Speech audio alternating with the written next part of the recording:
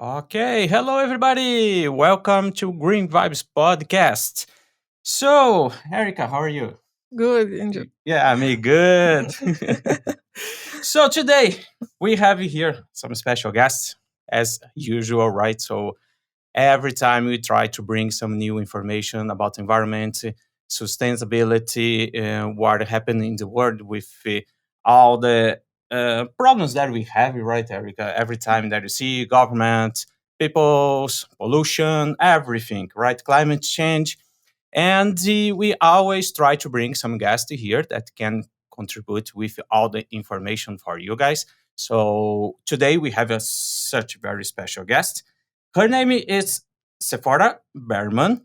So he has been designing environmental advocacy campaigns and environmental policy for more than 30 years. Wow, she has a lot of experience. She is an international program director and Stand.earth and the chair of the Fossil Fuel Non-Proliferation Trade Initiative. What I read right here, I couldn't really refer. Okay, hello, Sephora. How are you? Hi, I'm doing well, thanks. Thank you for being with us today here.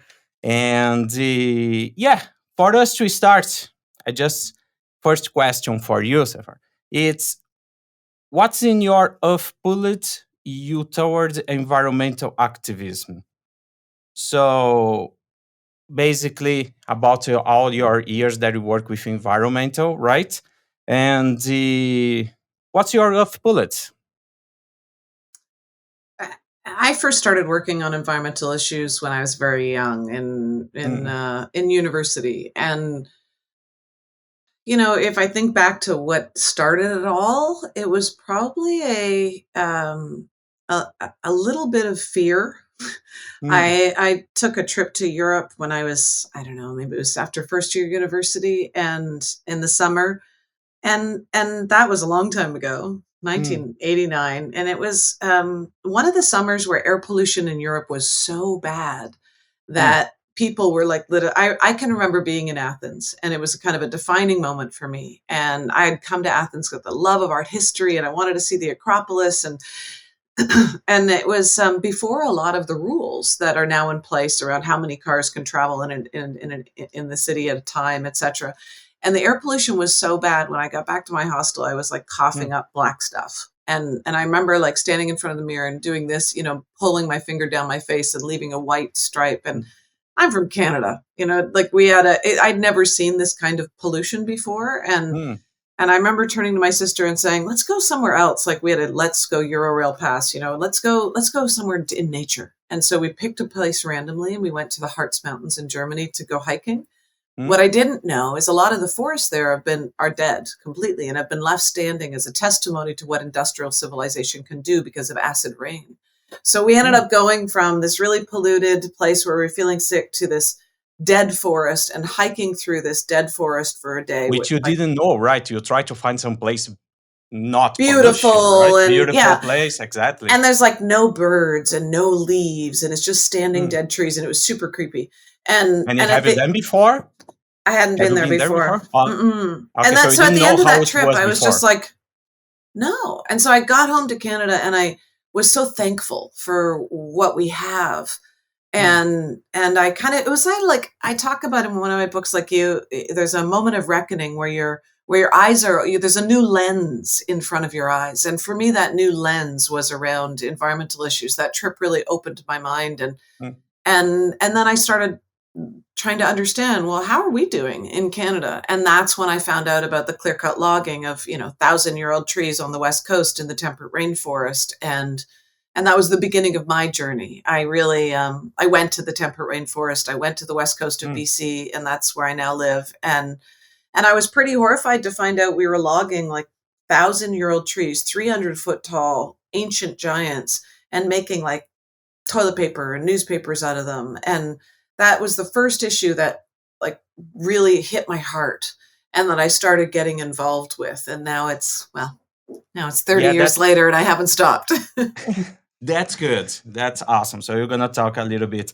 So about can you say about civil disobedience? So this is our fault What do you see? Um, when you look throughout history at big moments of social change where we see that there was an intransigent issues, governments didn't want to address it because there was probably a vested interest against it. We can go back as farther than slavery and or women's right to vote. There's always been moments in big Mm, social change where civil disobedience has been, I think, necessary, and I think history has shown us that it's been necessary. And what I mean by that is that the issues have been raised, the scientific reports or economic analysis has been done, but government refuses to change, that the laws are still protecting vested interests instead of the social good. In mm, those moments, the public has been called to stand up. And civil disobedience, what it literally is it's individuals standing up and saying, I'm going to be willing to risk my freedom to break this law because the laws are not just and they're not strong enough. So yeah, for you're right. me, my introduction to civil disobedience was on logging blockades back in the 90s, where local communities were standing up and literally blockading the logging and going to jail for it. And I'd never been to a protest in my life. I was an academic, and Mm, I was so inspired by these people and so moved by it. And so, civil disobedience is certainly not always the answer. But I think exactly. at this moment in history, given what we're living through in the climate era, it's really important to capture attention, to show people the extent of the problem, to inspire people about what you're willing to do. And I've actually been arrested a number of times Oh yeah. as a result of either blockading fossil fuel Mm, infrastructure or clear cut logging. And while it's difficult, not something that's easy to do, I think that it's one tool in our tool belt for making change, and I think it's an important. yeah, we can see here some small cities, even here in Toronto, that's a big city, but even some small city, we have more people that are engaged, are involved with this kind of problem that we have about some protests. So go to the street and try to show to the people, right, to bring knowledge. That's our goals here with the Green Vibes podcast. That we try to get a little bit information for people that sometimes we know that's easy to get information to nowadays, right? You go to the Google and put it there, but we need to bring some real information because Google we have 1,000 information that people that don't know what they are saying, right? That's why we here in the podcast we bring professionals, bring people like you with experience that can bring that can tell us about more information, real information, right? About you talk about fossil fuels, right? Give us for who doesn't know about a brief explanation. What is this? What is fossil fuel, and why it's danger for the planet? Well, fossil fuels are literally what have been fueling industrial society for decades. Um, there are three fossil fuels: oil, gas, and coal, and Yep. those three products are responsible for 86% of the carbon, the pollution that's trapped in our atmosphere today and causing climate change. So, people don't always realize that while we can debate the solutions all we want, there Mm, is physical limitations that we now know of to our use of fossil fuels, which is that they get trapped in our atmosphere. They literally create a blanket that is now smothering the earth. And that's creating a lot of extreme weather in places. It's mhm. creating since 1970, about a 76% increase in dramatic storms, floods, fires, the warming of the Yeah, planet. yeah. We So, can see places that never had snow before, and now we had snow. Places that you use it, it's a cold place. The war now it's warm, right? yeah, exactly. And um, we now know that it's our use of those three products that is causing this. So critical in terms of fighting climate change is reducing our dependence on oil, gas, and coal and stopping the expansion of new projects. Because actually, we can replace our use of fossil fuels now with renewable energy and electrification and energy efficiency. But fossil fuels have other impacts besides climate change. They're the greatest cause of premature death on the planet. So 1 in 5 people who die globally die as a result of pollution, primarily air pollution. The air. And a lot of people don't realize that more than COVID, more than anything else, people are dying every day because of fossil fuel pollution. And then there's also the pollution in our waterways here in Canada. A lot of people have heard about the leaks in the tailings ponds, in the oil sands, and how that is now poisoning downstream Indigenous communities. Fossil fuels are extremely dangerous. They're toxic to humans, and the cumulative impact of all of our use and production of fossil fuels now threatens our air, our water, and a stable climate. Yeah, that's what do you see? What's the current challenges that we are facing and the solution to minimize those levels of fossil fuel, or the pollution, right, caused by fossil fuel? Well, the broad challenge is all of our systems have been designed to use fossil fuels to heat our homes, to transport, for us to transport ourselves, and that one of the biggest challenges is that it's not just about, okay, let's use something else to create energy to turn the lights on. It's the infrastructure that is necessary in order to shift to renewable energy and energy efficiency is expensive, and it's time consuming to shift that infrastructure. However, when we do, and a lot of places around the world are, and in fact, the good news is that there was more investment in renewable energy last year globally than there was in fossil fuels. Renewable energy at scale is now cheaper than fossil fuels. And we've had these amazing advances in the technology that is necessary to harness the power of the sun and the wind, and geothermal energy. We now have battery storage that is more efficient, that is cheaper. So we know that we can actually shift our systems, and that every region in the world has enough renewable energy capacity to replace fossil fuels. But we're not making the shift fast enough to keep us safe. And what I mean by that is every time we use fossil fuels right now, every ton of carbon that is left to go into the atmosphere, that costs lives. We can now calculate bodies per barrel, how as we use fossil fuels, it results in deaths, whether that's from heat waves or air pollution, etc. So we're racing against the clock because we know that if the world warms to 1.5 degrees, millions of more people will die. The world has already warmed to 1.1 degrees. So we are currently on a trajectory with the global current use of fossil fuels to take us well past 3 degrees. If that happens, that means that large parts of the planet will be uninhabitable. And we're going to see huge migrations away from places that become too hot, that are flooded, etc. And so we're racing against the clock to shift to renewable energy. The good news is it's possible and it's cheaper.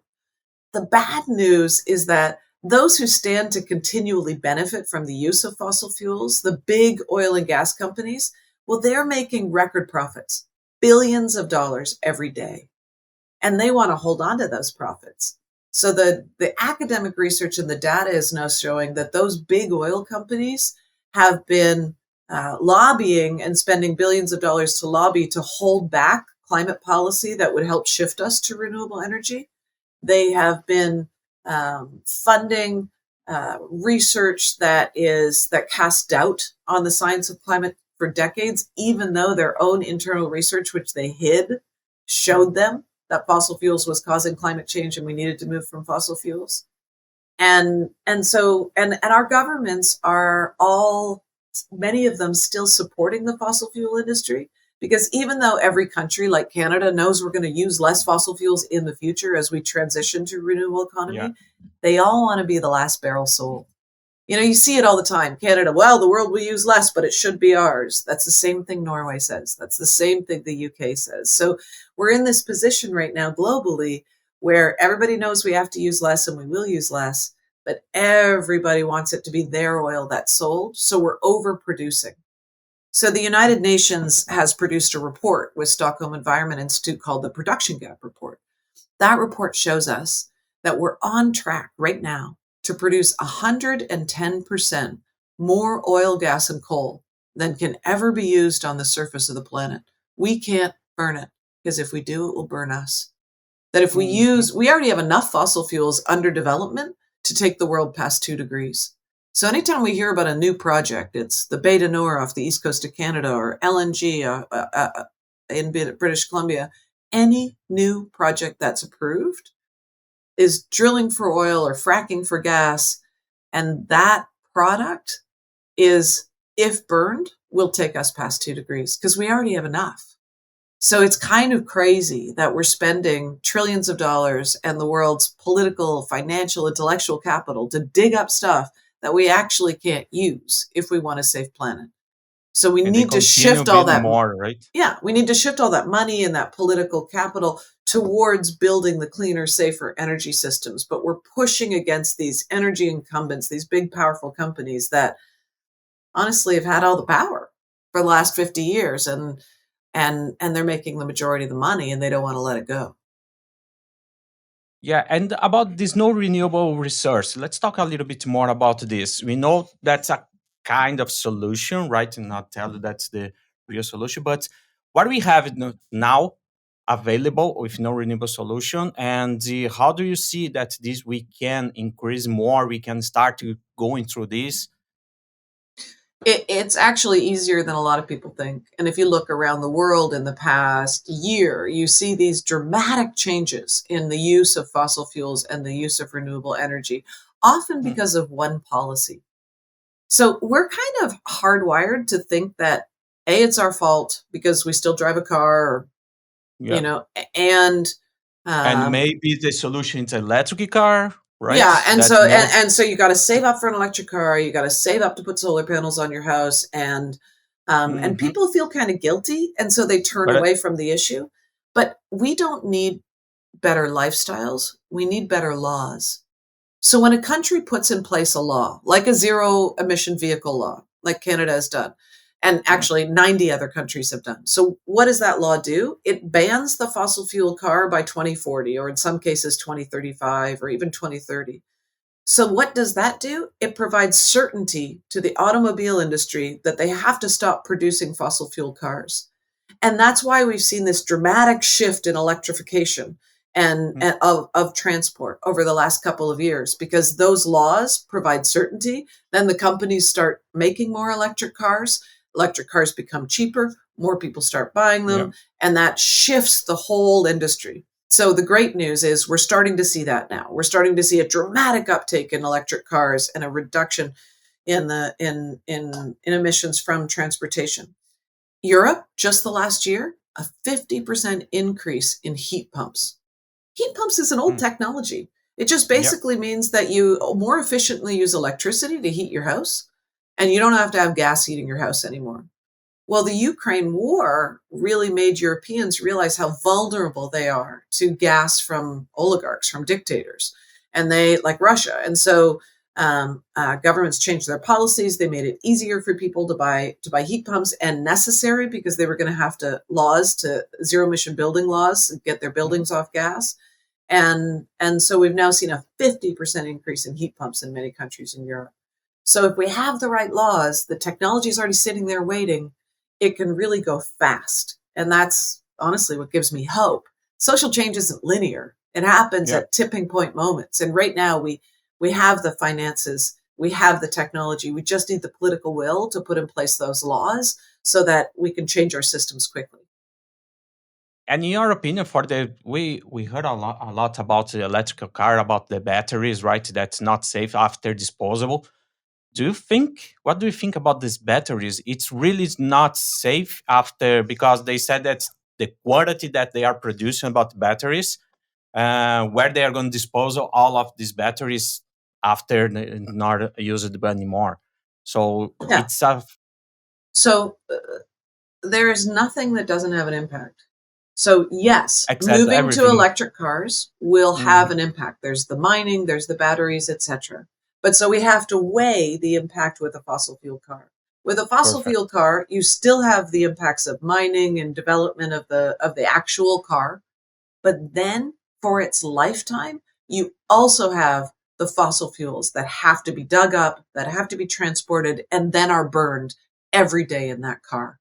So when you look at the life cycle and the of entire life cycle of the use of a fossil fuel car versus electric car, there is no question that the ecological impact of an electric car is far less than a fossil fuel car.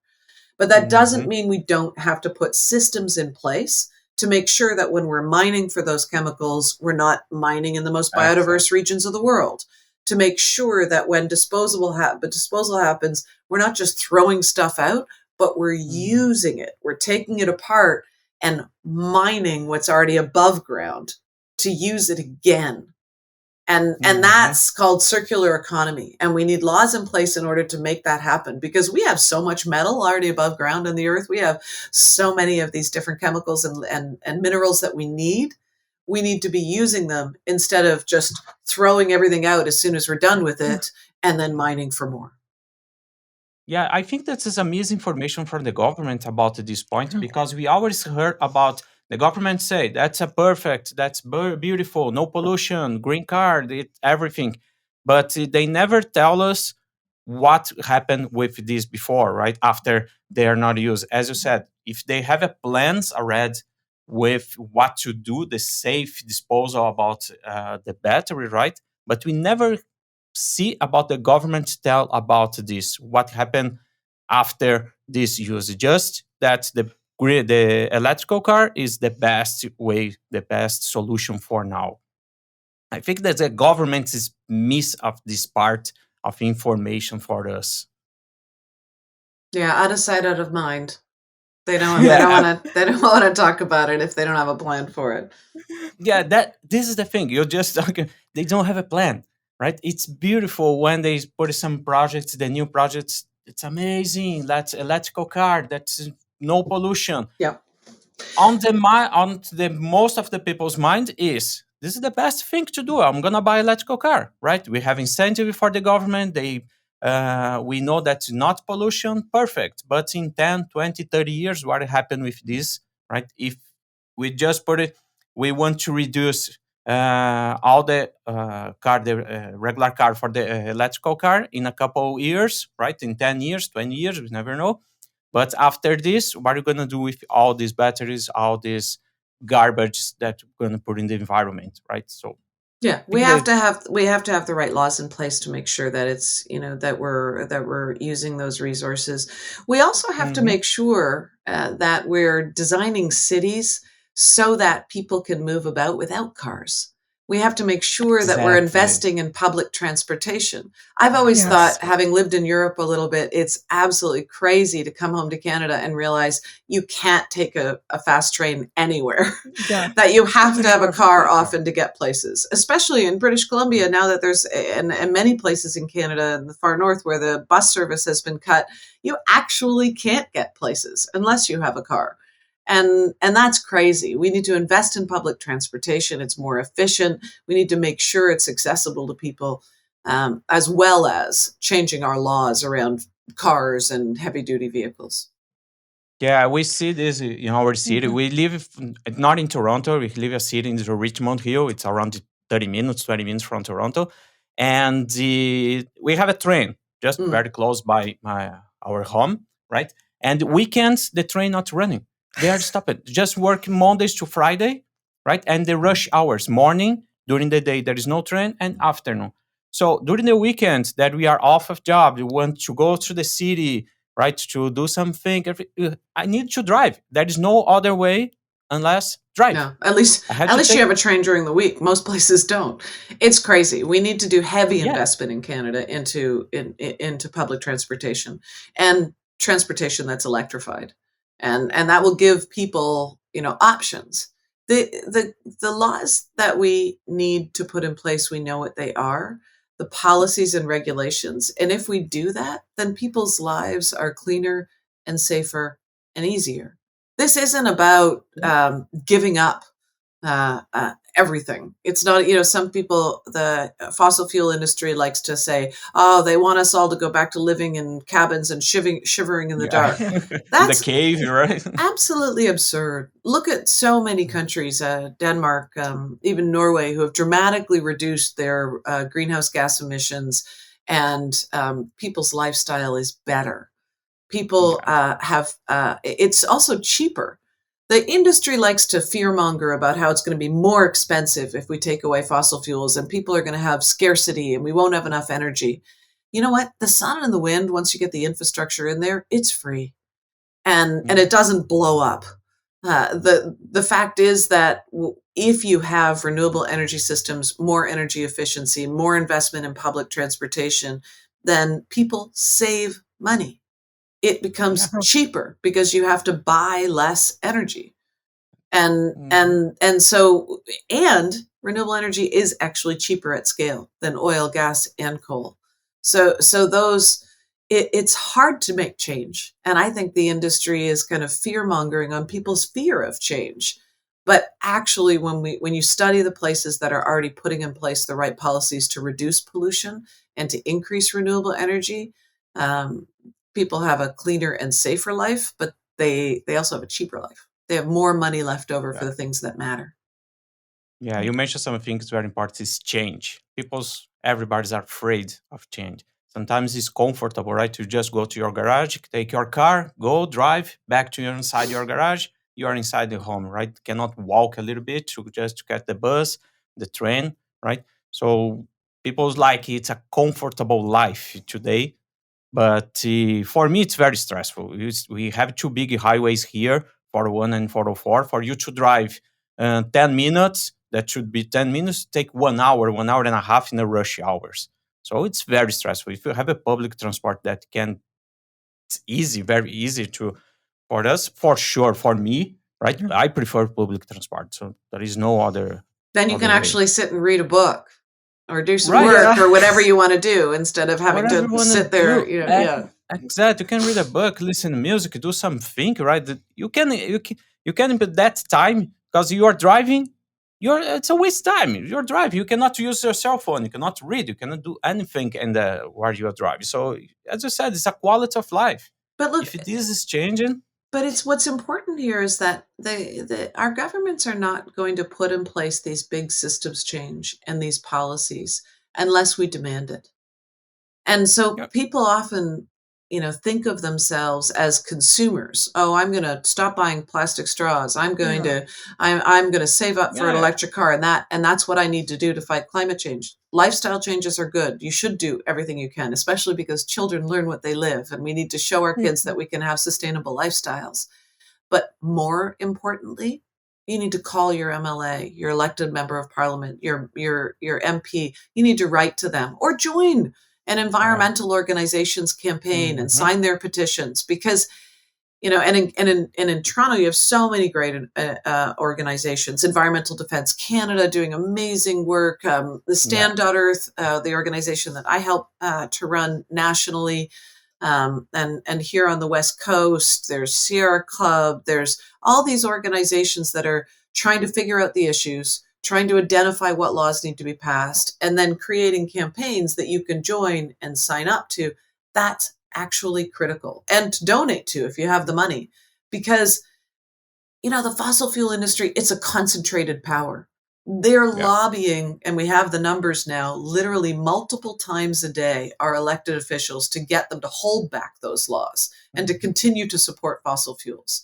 If we want our elected officials to have the courage to put in place the new laws, they need to know that we care. So you don't have to be an expert, Yeah. but you need to sign the No, petition exactly. or even just pick up the phone and Mhm. let your MLA know that you want them to be bolder on climate change. You want them to support Mhm. renewable energy instead of fossil fuels. You want your government to stop funding the fossil fuel industry. Yeah. Because renewable energy is cheaper, a lot of fossil fuel projects would actually fail, and that would be good. And then we'd have a market for the new renewable energy and cleaner projects. But our government's subsidizing the oil and gas industry, giving Yeah, big billions of companies, right? dollars. Subsidize Yeah, this. giving Big billions of companies are dollars, behind this. taxpayers' money to these big companies instead of using that taxpayers' money to for public transport, for example. And so we have to ask our elected officials and demand of them that they stand up to big oil and that they instead start putting the money where it's going to support the public good and the future systems. Yeah, yeah, that's and here in Ontario they're gonna do. They want to make a big highway to through the green belt, right? Yeah. That's what they want to do. You see, we are talking about the transportation, the public transportation, and here they want to be a big highways, right, across the country with the green belt. Anyway, but this one's another conversation. But that's uh, that's for people who are listening who are in the Toronto region. I think that's an absolutely critical campaign. This concept of the green belt, when it first came out, I thought it was so brilliant. A green halo around this, yeah, right. industrial city. You know, we like to pretend that somehow we're totally separate from nature, but in the end, we're animals, right? We all need to breathe clean air and drink clean water. And those natural systems that we have left, they're our filter. If we don't have them, then they're not filtering the air and filtering the water. This is what brings us resiliency and health. And I've traveled to a lot of places in the world, and there are some cities where you literally can't breathe without choking when you go outside. We're Mm, so lucky in Canada. We got to stop taking that for granted.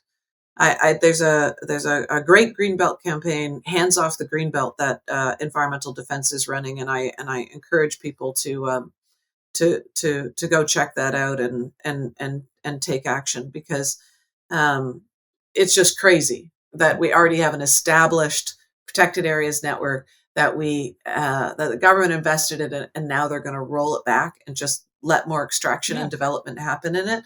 We don't want to go backwards. We want to go forwards. forwards, exactly. And slowly, slowly, they go, no, just this part, right? Just this part. No, just here. If you see close my home, you have a big sign, green belt start here. And you see after a lot of houses being built. That's the green belt. So I'm gonna live in a green belt next time. I'm gonna buy a house and I live in a green belt. That's because here's green belt. They have a house here. It's crazy, man. There No. any question? No. Another part of let's see if it's a solution. Nuclear energy, right? What do you see about this one? Is your experience about nuclear energy? It's a solution? That's a tricky one. Um, Yeah. and look, I'm going to say a couple things that are pretty controversial.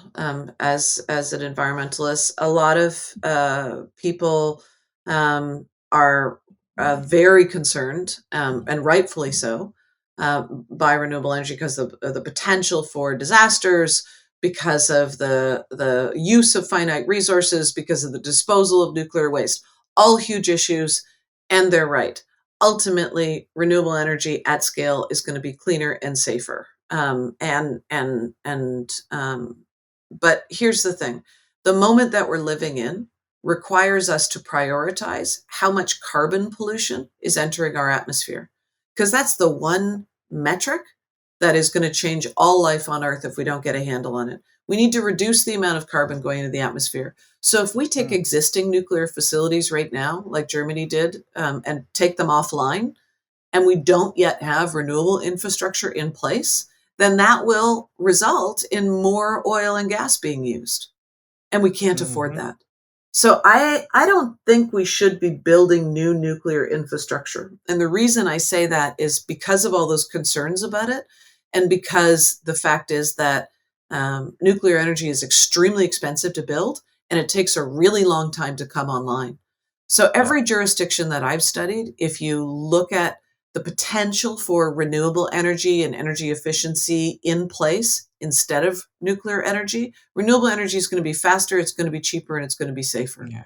So I think when you're building new energy infrastructure, you shouldn't be building nuclear. You should be looking to building renewable energy at scale as quickly as you can. But I don't think at this moment, until we bend the curve in emissions, that we should be taking existing nuclear offline, unless, of course, it's so old that it's dangerous. But they are building more nuclear facilities right now, right? That's what we see in other countries. Am I right? Or There are I some. think. Yeah, there are some, and I think the emphasis should be on building renewable infrastructure instead of nuclear infrastructure. But you have to look jurisdiction by jurisdiction and how quickly whatever infrastructure they can build can get online to get us off fossil fuels, and that needs to be the metric that we focus on first and foremost. Yeah, because the nuclear energy, I think, is not safe. You see an example of many years ago, the 3 miles on The USA, 3 Mile and Island. yeah, and the heavy the Fukushima. Mhm. Mm, Oh, then yeah, we had the Fukushima, problem there, right? Chernobyl, yeah, we know it's not safe. And that's why I'm it's Yeah, saying I not don't think we exactly. should be safe. continuing to build it. But Fukushima has problem until today. The last month of the last year, I don't remember, they disposal the the nuclear in the water, in the ocean. Yeah, Uh, the disposable in so, the ocean I saw. and yeah. I think it's not possible to get it It's a it, new one. it's here in Canada. Tell me if I'm wrong. I don't know if you know that they are building some small facilities for nuclear No, energy. It's here. Remember that we have a guest here that yeah, talk about it's this. not the small facilities, but it's small batteries. I don't Nuclear remember the fusion? name. Yeah, Oh Yeah, yeah, there's some really exactly. exciting advancements in nuclear fusion Because yeah, exactly, in they but the are doing this last some is year. very investments on dangerous. It's this. very dangerous. This. It has the potential to be a massive clean energy source. It's not available yet, but there were breakthroughs this year in the development of nuclear fusion. It will probably be a decade or more before we'll actually see nuclear fusion, the potential for it to be used in Hmm. industrial society. But if that happens, that would be a massive energy breakthrough, and it's entirely different and much safer than nuclear energy today. Yeah, Yeah. right. What the greatest energy challenge face humanity? Humanity. The greatest energy challenge facing humanity? Yeah. Um, I would say there are two. One is what we've been talking about, this shift away from fossil fuels and how No. quickly we can do that um, while supporting, and this is the second challenge, uh, many, literally billions of people in the world who still don't even have access to energy. So there are two challenges. One is shifting out of fossil fuels because they're polluting Mm, and they're causing climate change and they're killing us. And the other big energy issue is energy security and energy poverty. There are so many people in the world who still don't even have access to energy, yeah. and that is it's essential to address that for equity and justice reasons, but also for quality of life. However, the fossil fuel industry likes to say that we need more fossil fuels in order to turn the lights on in Africa. That's not true. The fossil fuel industry has had 50 years to turn the lights on in Africa, but they don't. They drill for oil and they export the product out of Africa to make money. If we really want to provide more people with more access to energy, then we'll invest in distributed renewable energy systems so they can own, those communities can own their own access to energy. So they're not dependent on the big 20 oil and gas companies for the rest of their Mhm. lives to provide energy, but instead they can own it themselves. It's distributed and it's not going to kill them. And so providing that infrastructure and technology at scale in a way that is accessible to all is a huge social justice issue and human rights issue. We see this. Remember, again, in Brazil, the north of Brazil, there are some poor cities there that they don't have energy, a lot of resource, a lot of this, and small cities they're using water to produce their own energy. So some small cities there that before has no energy, so they don't need to wait for the big the fossil fuel to come to produce all the energies over there, but they get your own resource with water Hmm. that we Brazil, there is a lot of rivers, oceans. It's a very rich country in water. So they use this resource to build energy into some small cities, which was pretty good and it helped a lot, right? Hmm. But it's not. I don't agree if they use the water too. Hmm. I think the best solution is by wind and the solar energy, and it's the best solution yet. Yeah. I hear you. But microhydro and run a river can be done poorly, where it actually impacts the fish and the rivers, Yeah. etc., or it can be done well.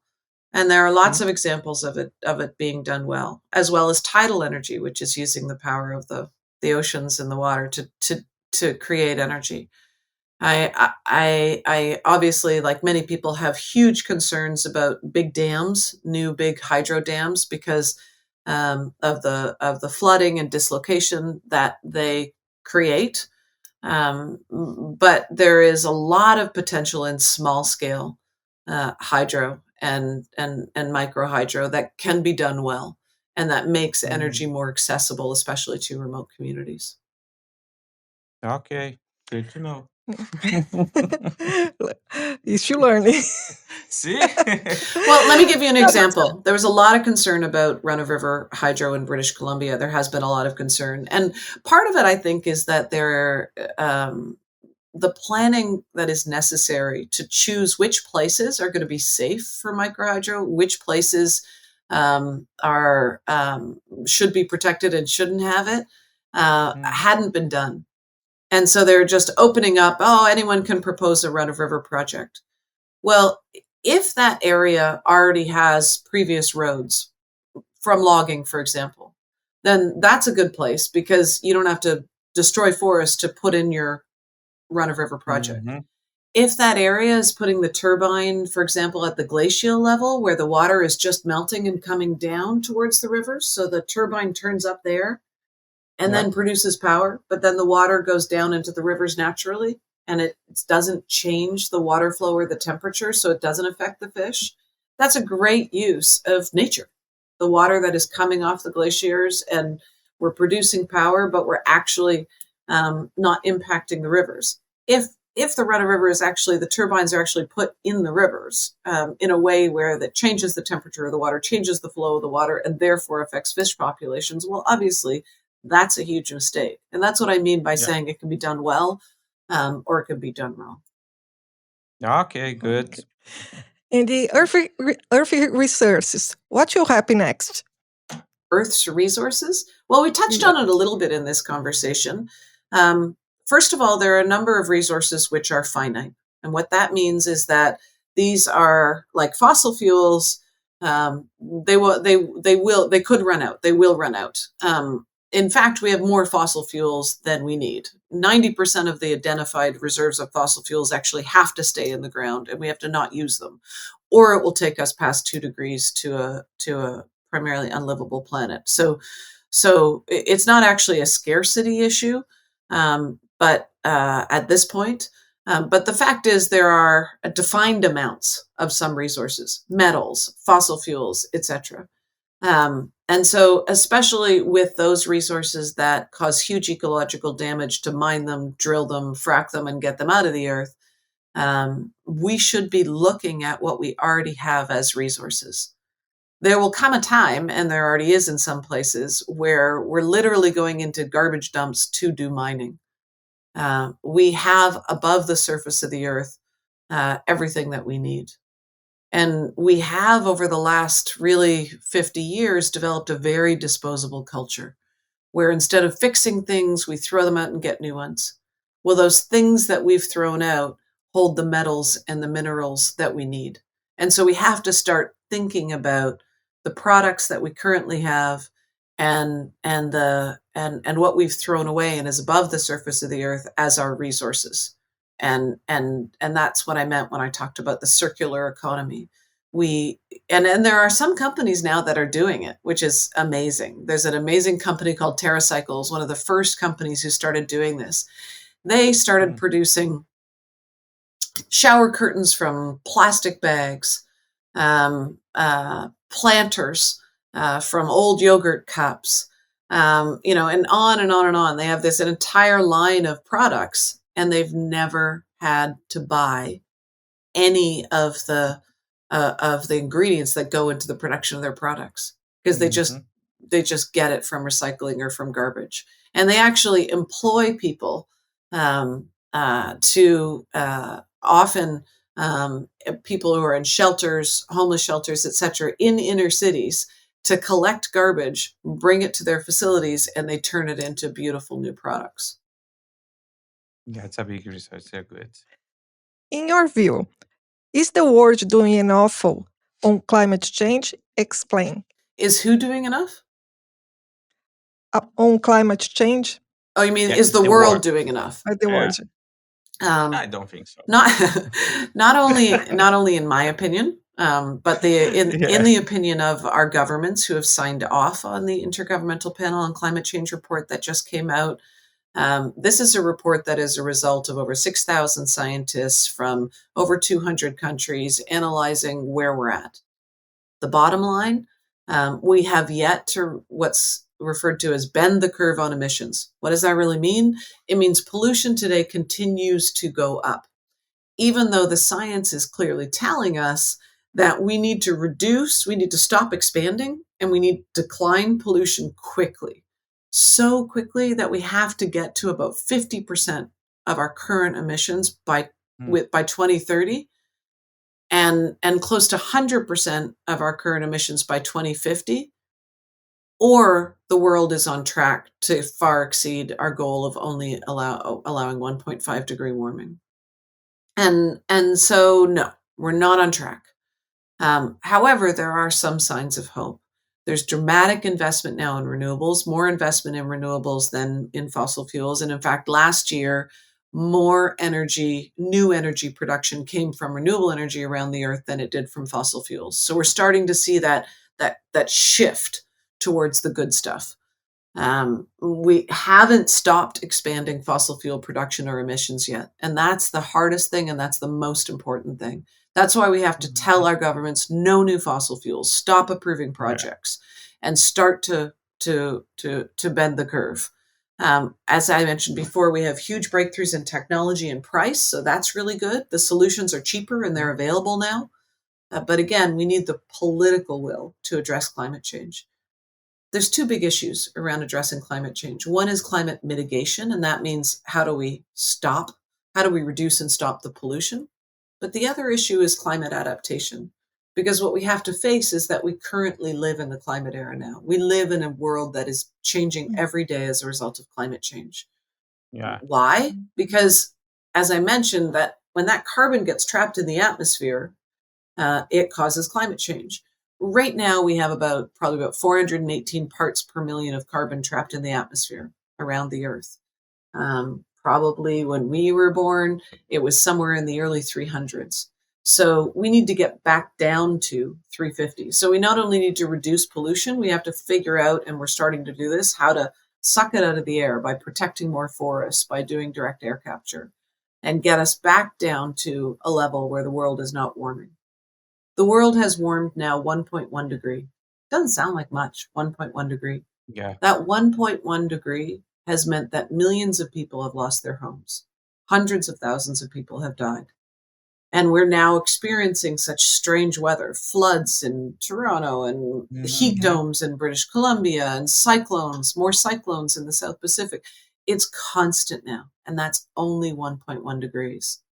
While there certainly are some questions about how we shift quickly, the science is very clear what will happen on the Earth as we increase temperature. We know what a 1.5 degree world looks like. We know what a 2 degree world looks like, and it's terrifying.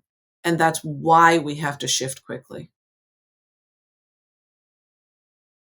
Okay, so what solution have people come up with to decrease their use of fossil fuels?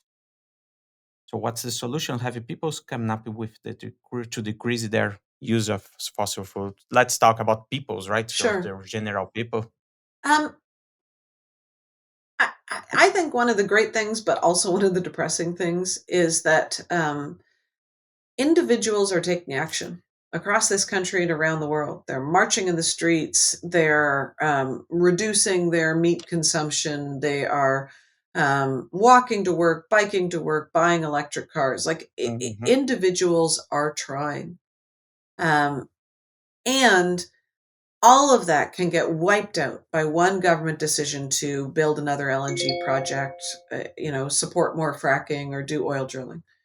And it's right now, for example, in Canada, the fastest growing source of emissions is just pollution from the oil and gas industry from the development of oil and gas. It's not actually individuals.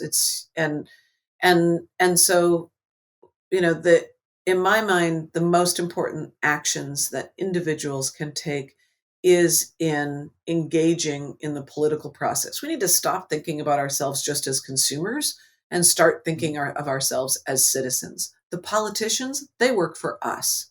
We have to be letting them know that we care about climate change. And that means going to the rallies, signing the petitions, calling up your MLA or MP or writing a letter to them. Because if we collectively, we're more powerful. And that's why we need to demand the change now of our elected officials as citizens. There are so many organizations, environmentalists, activists, scientists, and reports that show us about everything, the climate change, everything is worse, and you have to stop and take action. Do you think that world leaders see the truth, keep failing with our planet? What I think is exciting is that we're now seeing more action in a lot of places than we have ever seen. I think that world leaders need us to show them, how much we care, and they'll take greater action. But I think that the fact is that because renewables are now cheaper, because it is so clear the science of climate change and how much it's threatening society, we are seeing action and we will see more action. The question is, how fast will it be? We will move to a low carbon and cleaner and more sustainable economy. The world is already moving in that direction. All the trends show that direction. The question is, will it be by design or by default? If we do it by design, if our politicians are forced to plan, then fewer people will be left behind. We have a big population of people who work in the oil and gas community in Canada, who work on building fossil fuel cars, etc. Those people need a plan. We need our government to acknowledge what's happening and what needs to happen, not just on fossil fuel emissions, but on fossil fuel production, and make a plan to diversify into cleaner and safer industries and to put the billions that they're currently throwing the big oil and gas companies at work to supporting job retraining and supporting industries like high tech and clean tech and tourism that are safe. And if that happens, then no one will be left behind. And just a question that is not here, but coming in my mind, because sometimes I have a posting in my social media about the many issues that we have on climate change. Is it why you think that it's so hard for general peoples have concern about that? Because sometimes you talk about climate change, climate this, animal rights, and all the environment issues that's having in the planet, and the people's may, I think it don't care about this. I think the people only care when it happen close to them. Yeah, when it's Did you close to them. understand? Look, well, first of all, the polls show that more and more people care every day. The majority of people now know about climate change, and the majority of people care. However, the fossil fuel industry and is funding these kind of grass tops or grass astroturf campaigns where they flood social media with bots and paid people who question the science and try and polarize the debate. This isn't an issue of right or left. It's an issue of right or wrong. The fact is, no matter where you are on the political spectrum, you want your kids to have clean air, clean water, and a stable climate. And so it shouldn't be a political right or left issue. But a lot of people have been using it as a political wedge. But the good news is more people care than ever before. I think people do turn away from it, though, because it's so big. So we have to try and pull it down to bite-sized pieces. We have to empower people and show them that when they act, it matters.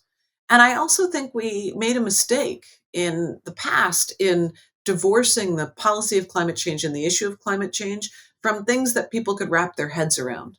And that's why I've focused my work in the last decade on fossil fuels, because it's the primary cause of climate change, and it's actually just more tangible. This new oil pipeline, this new coal plant, no, shouldn't go forward. And that's very tangible for people. Instead of talking about this many tons of emissions by this target, people felt like they had to be experts in order to engage in the issue, but they don't. But I also think it's because it's so big, it makes you feel guilty, and then you kind of turn away from it. And that's one of the reasons that I launched the Fossil Fuel Treaty. For people who want to check out the campaign, it's fossilfueltreaty.org. We're calling for a global treaty to stop the expansion of fossil fuels. It's very simple. It's not a transition if we're continuing to grow the problem. Countries have to collaborate and cooperate to stop expanding the problem, stop expanding fossil fuels, and then manage a wind down to make sure that the people who are producing it are the people who need it and who have a right to be producing it, and that it's not just up to the markets on who gets to produce and how much is produced on the planet, because then we blow the global carbon budget. So the Fossil Fuel Treaty campaign, in my opinion, is inspiring people because it's big enough, it's bold enough to actually make an impact, and it's giving people something to do. You can sign up, you can join the campaign, you can endorse the idea, you could run a campaign in your city to get your city to pass a motion at council, to call on your national government to start negotiating a treaty at the UN. And many cities across Canada have done that, including Toronto. Read a lot about you, and I see that you have two children, boys. And I think that activists and environmentalists, everyone that work close to the nature, teach your kids about nature, about care, respect. And it's so hard sometimes you see the big the biggest part of the children today, if you ask a simple question about the nature, they don't know nothing. Neither the difference the tree and the how to purify the water. The basic question they don't know. My kids know because they grow up, I raising them, teaching about everything. But the last question for you is: every day you are experience the consequence of the climate crisis. You have been working for environment for 30 years, and as activist and mother, how did you see the future? How do I see the future? We are living in a moment of great change. We are re-envisioning industrial society. And in that respect, I find it very exciting that we get to live in this moment, that we get to participate in redesigning how humans live on this planet. And every day there are exciting new breakthroughs. As a mother, I try and talk about those. I try and bring those to my kids. And I try and teach them that hope isn't something that you just have passively. Hope is something we create. We create it through our actions. And I have a lot of hope because I'm lucky enough to be working with amazing people who are committed to making this change as well.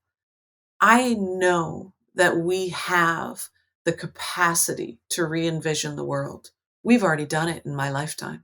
When I started campaigning, there was no internet. There were no cell phones. Mhm. We did everything by fax machine. We have redefined how we communicate and how information flows around the world just in my lifetime, and I'm not that old. We can and will redefine how we heat our homes, how we transport ourselves. We will redefine our relationship with nature. And my confidence in that is in part because of my kids. They know. They know what's happening about climate change. They've grown up with it. They know what's happening in the Brazilian rainforest. They've grown up with it. And they're angry. This generation is angry, and they have a right to be angry. We have to help them harness that anger into a different way of doing things, into a love for protecting what protects us. Perfect. Okay. Any other question? Do you want to say something just for us to finish our conversation? Your last message for everybody, for the peoples? It's not going to be right for some people to stand in front of a logging truck or a bulldozer. It's not going to be right for some people to march in the streets. For some of you, it will be, and I hope you will. Right now, at this moment in history, we need all hands on deck. Some of you may be more comfortable doing research, signing a petition. You might have the ability to fund an environmental organization that's working on these issues. Don't feel guilty about what you can't do. Just make a plan for what you can. Because what's happening today will affect your future and will definitely affect your kids' future. So you just need to get involved. I hope some people listening will join us at fossilfueltreaty.org and also at Stand.earth, where we design environmental campaigns for impact and give you the information that you need to engage. Thanks so much for having me. Okay, I really appreciate your being here with us. Thank you very, very much. Thank you a lot. Okay. Appreciate you. Take care. Thank you. And everybody that was watching us, thank you for listening to now. And follow Green Vibes Podcast on the Instagram and Facebook. Also, we have a page on YouTube that you can watch all our interviews here. Also, we have a new website, right, Erica? Yes. The Green Vibes. It's not podcast, the Green Vibes, because we are with new projects. So Green Vibes are having new projects here coming up.